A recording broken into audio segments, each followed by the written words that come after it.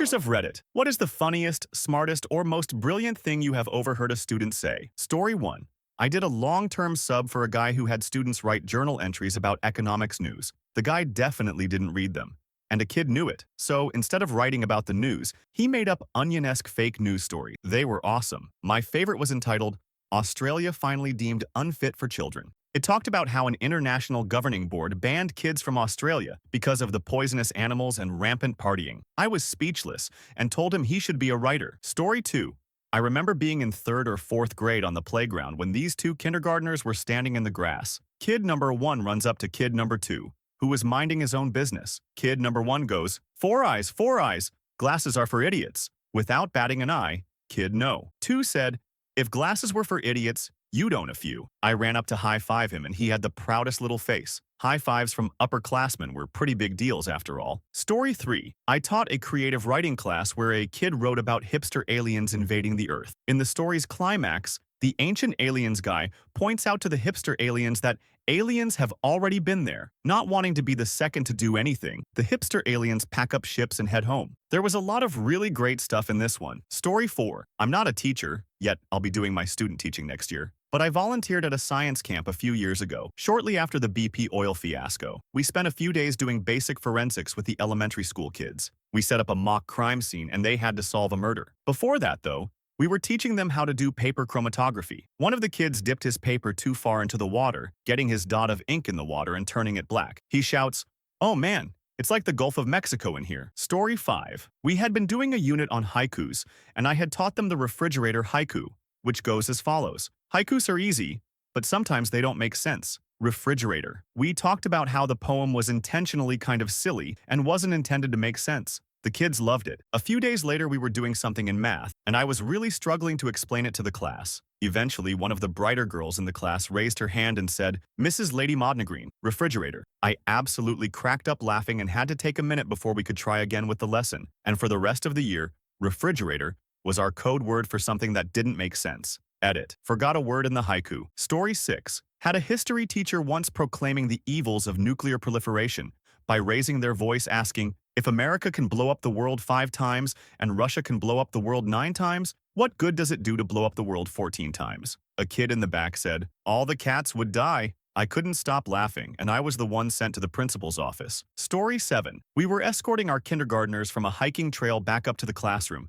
and we had to cross a huge, sunny, open field. One of the little boys, let's call him Joey, just plopped down and started whining and crying that he was too hot and tired to keep going. A little black girl went up to him, punched him in the arm and roared, "Man up, Joey!" Story 8. This happened to my brother-in-law during his year of student teaching at a school in Frisco, TX. It was the end of the day for his kindergarten class, and it was time for them to line up at the door. Normally, the regular teacher asks them all a question, and the first person to get it right gets to be the line leader. Remember that privilege? So my brother-in-law, Mr. D, decides to ask a question that is more in the 1st grade level to try and challenge them. Mr. D: "Okay, what is the capital of Texas?" 5-year-old girl blurts out, "T. The capital is T." Mr. D: "Technically correct. Go to the front."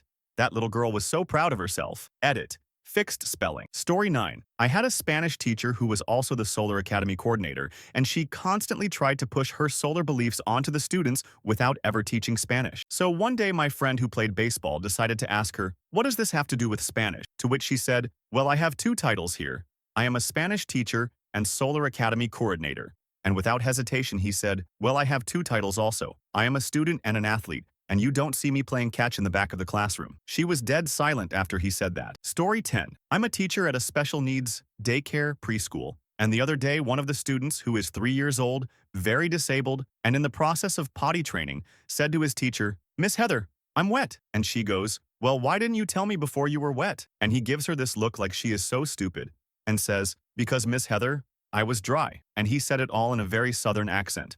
It was awesome. Story 11. I'm not a teacher, but for some reason my friend said in class, "Tickle you with a feather." The teacher was right behind him and asked, "What did you say?" Without missing a beat, he responded, "Particularly nasty weather." The best save I have ever seen, heard in my life. Story 12. I once called on a student in my class, 4th grade, to answer a question. He said, "Well, when you said that it went in one ear and out the other, so Ben should know," and pointed to the boy to his right. Story 13. Our chem teacher walked out of the room for 5 minutes, and when he came back, We were telling him how we had a 5-minute party. Student A, it's true, we had a stripper too. Teacher, where is the stripper now? Student A, we hid her in the fume hood. Teacher, well then, she's probably dead. Student A, doesn't matter, she still works. Story 14. One day in 7th grade, 3 kids were teasing a girl. 2 were the kids who always got in trouble. The other kid was new and was trying to make friends. Their conversation. Teacher, why would you tease so-and-so? New kid, the other kids were doing it. Teacher, if the other kids jumped off a bridge, would you? New kid, if every other adult used that phrase, would you? Story 15. I'm not a teacher, but in 1st grade I remember this kid saying something that to this day still blows my mind. He was standing by the window in class and there were storm clouds on the horizon. He looks out the window and says to himself, there's a trouble a-brewin'. I still laugh about that whenever I think about it. Story 16. High school grade 11, juniors. English. I was adamant about students respecting each other and had a huge banner with the word respect hanging above the blackboard, spanning the entire length of it. Kid sauntered in, mumbling about how he hates his math teacher. From the back of the room, loud as a gunshot came, yo, respect, retard! Story 17. I used to be a science teacher. Had a kid explain the concept of RNA versus DNA perfectly. This is before I taught him about it. Where did he learn something so complex? Story 18. In kindergarten, we were doing a section on farm animals. I asked the class, where did chickens come from? Expecting the answer to be eggs, I called on a very eager 5-year-old who answered, the grocery store. Ah, city kids. Story 19. Doing the usual intro Q&A with Chinese students.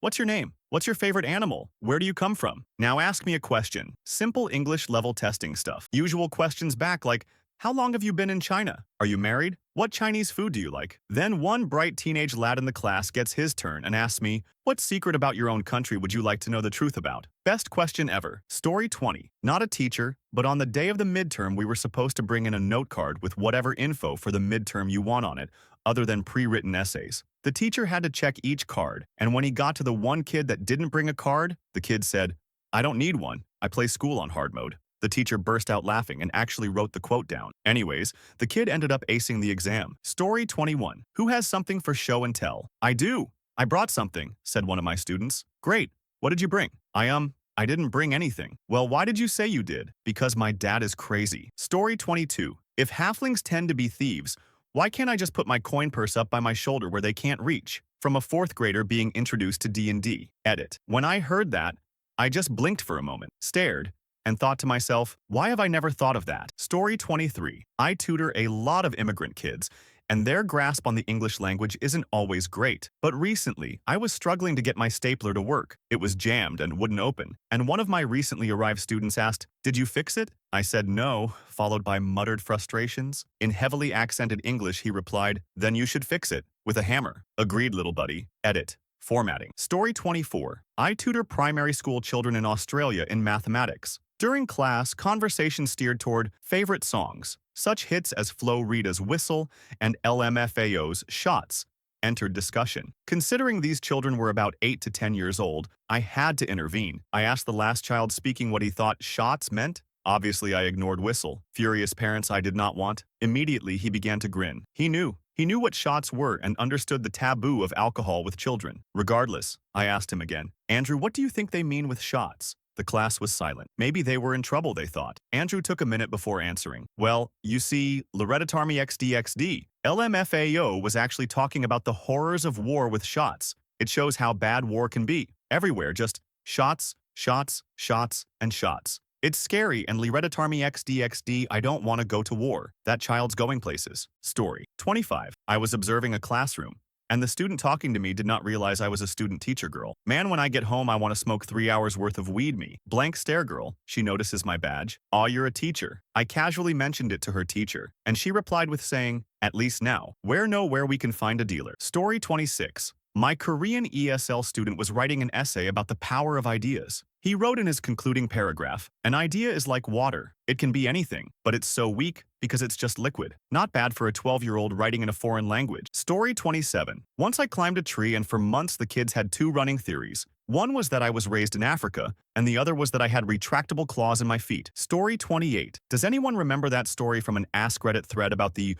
really weird kid that claimed to be an alien or built a spaceship and then actually disappeared? For some odd reason, I want to read it. Story 29. I was doing my student teaching and we were doing science experiments. They didn't smell very good, and the kids started accusing each other of stinking. One child got fed up and stated, very loudly, "I do not stink. I took a shower this morning. I smell like watermelons." And that was the end of that. Story 30. I student taught first grade with a partner. She brought in snacks one day and whined about how the kids were going to eat them all. A kid walked up and laughed, "Ms. W, this is a classroom of wild first graders. We eat everything. James even eats the paste." Cracked me up. P.S. Never being snacks and expect them to survive. Story 31. I go to college for musical theater. We had an amazing acting teacher in our first semester. She was always loads of fun, and she always had something to say. It was great. One day, in the middle of class, we took a 10-minute break just because we could. During this time, the teacher left the room. In this room, there was a piano, a ballet bar, a rolling mirror, a couple of mats, and a prop door. When she left the room, we decided that we would completely flip the entire room around. It was a square room, so we just moved everything, including our bags, to the other side, as if it were a mirror image of what it used to be. We then all sat in the spots that we would have sat on the other side of the room. In this class, we all sat on the floor and against the wall of the room. Anyways, she walked back into the room and saw us all sitting there, talking to each other like nothing had happened. She later explained to us that it was probably the most effort she'd seen a class put into playing a trick on her. She loved our class. I fucking love musical theater school. It is like being in a class full of class clowns.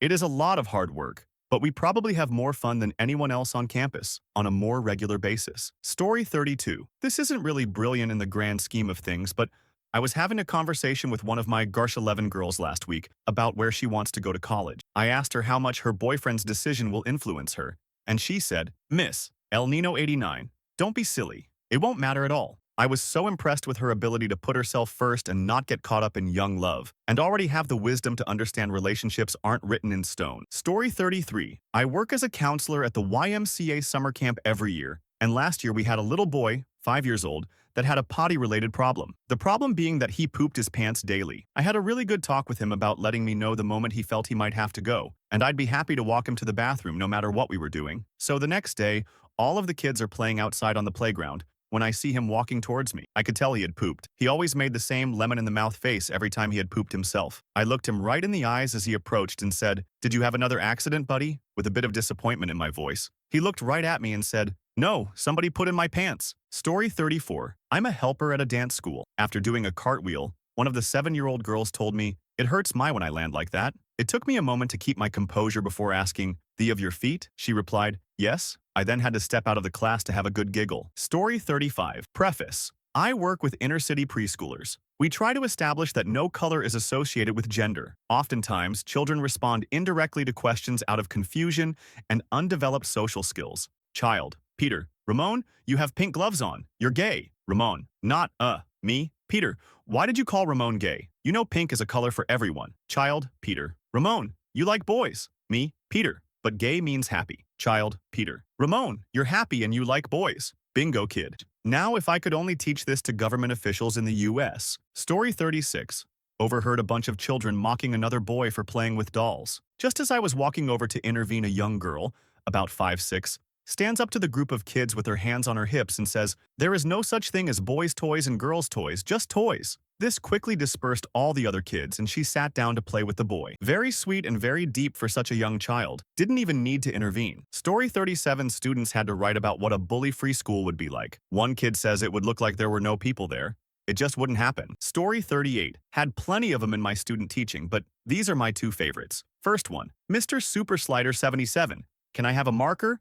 I need a marker. I need a marker. The kids sang this to the tune of Dr. Dre's I Need a Doctor. I had to cover my face, I was laughing so hard, and my favorite that makes my heart smile. Student 1. Mr. Super Slider 77 is mean to me. Student 2. He teaches you. That's how he's nice. Story 39. My old teacher told me that when he worked in kindergarten, they were visiting the police station. When they were in the locker room, one kid asked, "If this is a police station, why do they have locks on their lockers?" Story 40. We went on a trip to Dartmoor Zoo, the zoo on which the film book We Brought a Zoo is about. Benjamin Mee, the owner, was talking about the costs and mentioned how their medical bills for the tigers alone ran into tens of thousands a year. One of the learners shouted out, "Don't you just get it in the NHS?" Story 41.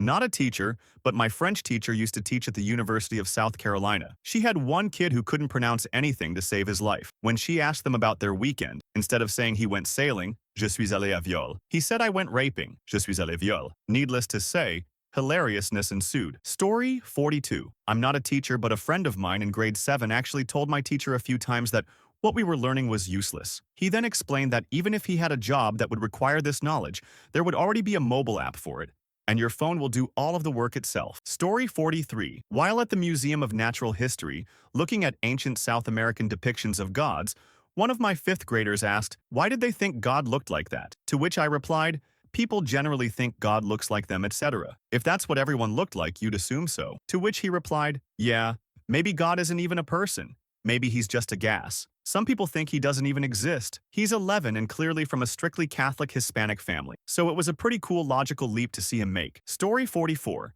Not a teacher, but we were in health and the girls and guys were fighting over which hurts most, getting hit in the O or getting hit in the. Amidst the arguing, a chubby guy proclaims, I have both and testicles, and I know for a fact that getting hit in the nuts is much worse. Needless to say, that shut the girls up. Story 45. I have a little boy with muscular dystrophy in my class. He can't walk long distances without his legs eventually giving out. He's semi-new, so it took the kids a little while to get used to his differences. One day we were coming back from recess and another boy was complaining profusely as we trekked up a hill about how he was tired and his legs hurt. My boy with muscular dystrophy turned around in his chair, looked him square in the eye and said, you try having muscular dystrophy. The complaining kid shut up. Definitely my favorite moment of the school year. Story 46. I'm not a teacher, but I overheard a friend saying he had the cure for cancer and I was like, yeah, no way, man. The paper turned out to be a 115-page book detailing his cure and how it would work. He said he was currently looking for funding to test it. That kid was brilliant. Story 47. 7th grade, honors language arts. There were a couple of kids who would always screw around and off the teacher, but always seemed to get good grades. Well, one day, 2 girls are sitting behind one of them and start to poke his back, I think, and he asks them to stop. One girl then just whispers to the other, it's because it turns him on. Heh heh heh heh. And he just looks to the teacher and yells at the top of his lungs, Miss, they are saying things that turn me on. The class loses it. He is sent to the hall and comes back in with the most proud look on his face. This guy also sang the song that they sing in Top Gun, You've Lost That Loving Feeling, to that same teacher with another teacher, and had multiple dance-offs throughout the year. That guy was awesome. Story 48. This doesn't quite apply, but when I was in therapy, I was having casual chit-chat with my therapist, and she was looking for a paper she wanted to show me. In her frustration and inability to find the paper, she said, I'm not a very patient person. At which point I replied, what does that say about your career choice? Then she stared at me for a while and said, that is a question I don't think I can answer. Story 49. Was in computer class in 7th grade, I think. We had a free day, friend and I were surfing, and he wants to look at some picture. I keep saying no, and he keeps trying to grab it. I've always been a movie quoter, and I'm also that guy who, when getting annoyed, will go directly into a yell without intending to do so. In our quiet computer lab, which I learned had amazing acoustics, I shout, you want the mouse? You can't handle the mouse. Our teacher laughed for what felt like an eternity, and I knew I was in trouble. He didn't even care. He loved it. Story 50. I'm not a teacher, but I aid a teacher for a 5th grade class, and I overheard 2 boys talking about marijuana because they're just starting to learn about it. And one of the boys said, I would always see my parents with green stuff in a big glass tube at family parties, and I didn't know what it was, but the drug teacher said it was the marijuana drug, and I think I might call the cops on them. I couldn't help but giggle. Story 51. Japanese kindergarten. The less well-adjusted British girl answers my question about where her father is from with, my father is England. The year older British girl scolds her in Japanese, then says, silly Alice, gets her mommy speak and daddy speak all confused. The older girl's mother was Japanese, and the father was British. I swear there is something significant there. Story 52. Teaching an art lesson on mythical creatures and fairy tales. A girl asked, why would you want to make up something like this? I explained, well, when you watch a movie, Cinderella, Beauty and the Beast, Tinkerbell and Peter Pan, don't you ever imagine that you get to be that princess? A comment came from the center of the class, from another girl. I wouldn't want to be Cinderella. Why's that? Because they're gonna have a lot of problems in their relationship when they get married. She even phrased it as fact. I busted out laughing. She looked at me as if I should heed her advice. That little 3rd grade girl is going to turn out just fine in life. Story 53. Not a teacher, but I had to write an in-class essay on Carpe Diem. Of course, we'd just seen Dead Poets Society for the upteenth time. I turned in an essay that said, this paper, I'm seizing the day, and walked out of class and off campus. My teacher called my house to tell me parents that he didn't expect me to turn in anything for the remainder of the year. Insert success kid here. He still tells the story to his new classes, 10 years later, and even has me come in to talk about some of my favorite books that he teaches. Story 54. I was teaching a grade 2 class. One day, one of my boys went home early because He'd hurt his hand playing footy, Australian rules football. The next day, it was his turn for show and tell, and he decided to tell the class how he broke his pinky finger. I must say he was quite the storyteller for an 8-year-old. He gets to this part in the story. Then I leapt, yeah, he used the word leapt, up into the air to catch the ball, only hit my pinky and I felt it bend wrong. I fell to the ground holding my hand, and my friend Dan said, "Oh my God, I think you broke it." And then my friend Eric said, "Dude, I think you constipated it." I stopped him and asked, "Eric said what?" And he replied, "He said I constipated it," and tries to go on with his story, but Eric interrupts and shouts quite angrily, "I didn't constipated, I said dislocated, because constipated is when you can't do a number 2. And he sat back down and fumed for being misquoted. My student went on with story, and I and my educational assistant were in a corner laughing our butts off. Awesome group of kids that year. Story 55. Not a teacher, but in physics class a few years ago, our teacher asked, "Why is Pluto so cold?" One of the kids answered, "Because it's so close to the freezer." We had fun. Story 56. Well, for the Aussies out there, round Melbourne area, my auntie was telling me about when she was teaching in St. Albans. She gave a class of year 8s a hypothetical along the lines of, there's a man in a phone booth on the phone to his wife with fishing gear and a huge fish. All the windows of the telephone booth had broken, however. Why? The answer was because the bloke went, "It was this big," and put his arms out to show how big or was. But she asked this question, and straight away this kid at the back with his fob accent just yells out, "It was because the phone booth was in St. Albans, miss." Story 57. Susie. You know, some things in life just don't make sense. Sarah. Yeah, like dark chocolate. What's up with that? I laughed for a long time at that one. Guess you had to be there. Story 58. Not a teacher, but once in high school, our hard history teacher passed the one handicapped student in school and said, half-jokingly, "Why you in that wheelchair, boy?" And without missing a beat, he responded, "Lazy," and happily zipped away. Always thought he was pretty cool for that. Story 59. I'm not a teacher, but here is how the story goes. She sits us down after recess and hold up a red ball. "Okay, class. Derp told me that someone was hogging the ball at recess. Does anyone know what that means?" Me. Well, hogging the ball is a metaphor for not sharing. So it means that someone wasn't sharing the ball at recess. I was 6, and she told everyone in the school and my parents. We still joke about it today. Story 60. I'm not a teacher, but I don't care. I want to share. Anyways, I always eat in my art class, and one day my art teacher got mad at me and said, "Stop eating your lunch in class so much. What do you do during lunch?" Then I said, "Art?" He started laughing and wasn't mad anymore. Story 61. Teacher. It's important that we teach the arts and humanities in addition to the sciences. I mean, what would a technocrat with no soul be? Kid. Very, very rich. Story 62. I temped as a lunch lady and witnessed 2 second graders arguing thusly. Second grader 1. You are irritating me. Second grader 2. Well, you're irritating me. Second grader 1. I'm getting tired of your ignorance. Story 63. I was talking to my 8-year-old niece about weddings. I had a simple courthouse ceremony and was planning a traditional ceremony in a couple years. She asked me why I couldn't just have one now, so I told her we didn't have the money. So she told me to rob someone. Story 64. So my teacher, I'll call him Mr. L, loved this story, and I've heard it several times. Before he became a full-time teacher, he did a lot of student teaching, so he was teaching some 7th graders at the time. They were all working on a project, and a kid was being too loud. Mr. L had a seating chart, so he knew all of their names. Mr. L. Johnny, quiet down back there. Johnny, how'd you know my name? Mr. L. I'm a teacher. I know those kinds of things. The next day, he has to student teach, and a different kid is talking. Mr. L. Timmy, sit down. Timmy was absent the day before. Timmy, how'd you know my name? Johnny, he's a teacher. He knows those kind of things. Story 65. I taught a public speaking course, and one student gave a speech proposing a law that would make the act of banning books illegal. In her second point, she gave an example of a banned children's book about a penguin with 2 dads, and tango makes 3. She argued that any child with homosexual parents living in a community that banned a book like this runs the risk of feeling like the child's life is itself taboo. She compared the kids with the books themselves, saying that children might feel banned as well. It's one of the most well-argued points I've ever heard in my public speaking endeavors. Story 66. Community college professor here. About 5 years ago, I had a student, Kay, who had emotional and learning disabilities. She was also very naive and was prone to unintentionally saying funny things. Kay said many memorable things in class, but I think this one takes the cake. We were discussing topics for the upcoming paper. I teach English, and one of the topics involved writing about your job. Well, T starts talking about her former job as a dancer. Immediately, the peanut gallery starts snickering. I quiet them down and let T talk. She actually makes some good points.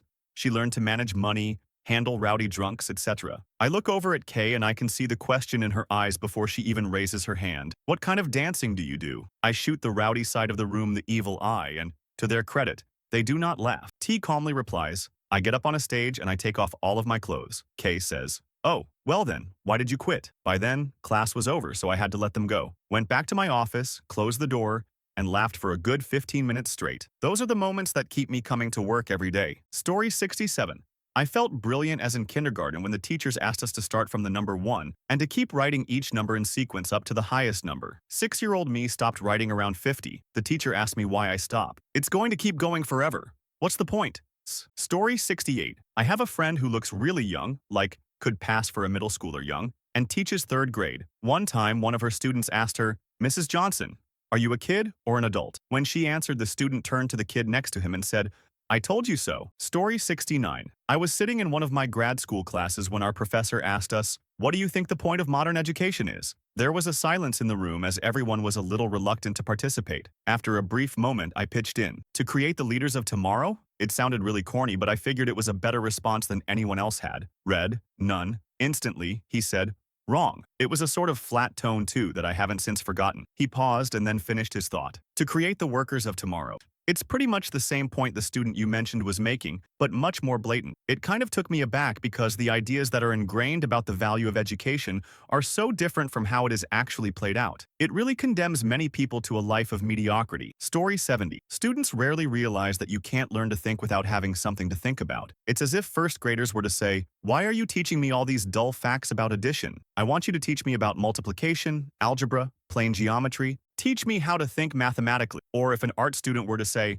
stop nagging me about the proportions and the shapes and the textures, I don't care about this bowl of fruit. I want you to teach me how to draw. Story 71. Oh good. For a minute I thought this was going to be a thread where people discussed meaningful and insightful things. Glad to see it's just another teacher bashing circle. Side note, I spend all year teaching my students how to think and question and seek more knowledge. Perhaps it would be more commonplace if there were more kids who were interested in learning. It's sort of hard to embrace higher level stuff when you have so many kids who have no supplies, are sleeping, are high, are truant, are angry, etc. We also have to get students ready for the freaking standardized tests, which, by the way, we are not responsible for and don't like. Story 72. My mother homeschooled us and made a great point of using practical assignments to show us how to adapt skills to situations, geometry for many home building projects, math and science and cooking, spelling and papers, letters, etc. Story 73. As a teacher, I wish to God more people ask this way. I'm sad to say that as a teacher,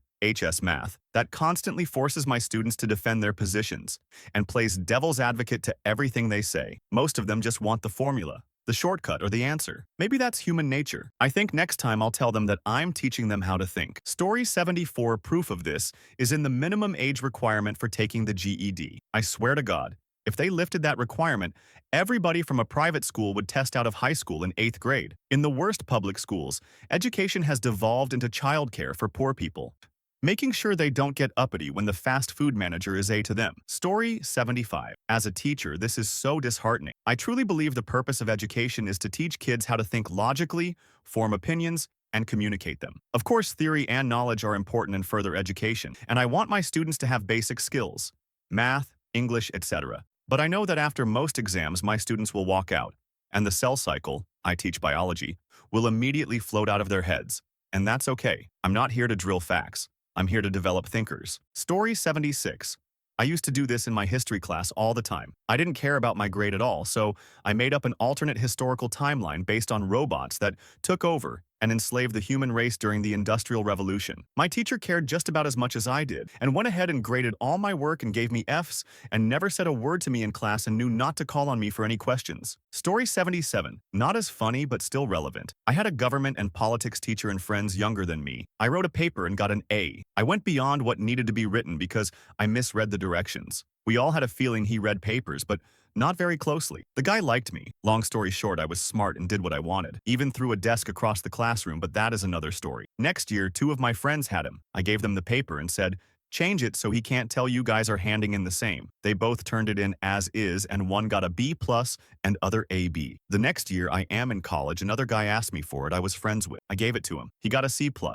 He was lazy but smart usually. Long story short, teacher didn't read the whole thing and seemed to grade on how he liked people. I find it funny, but maybe it's one of those had to be their story.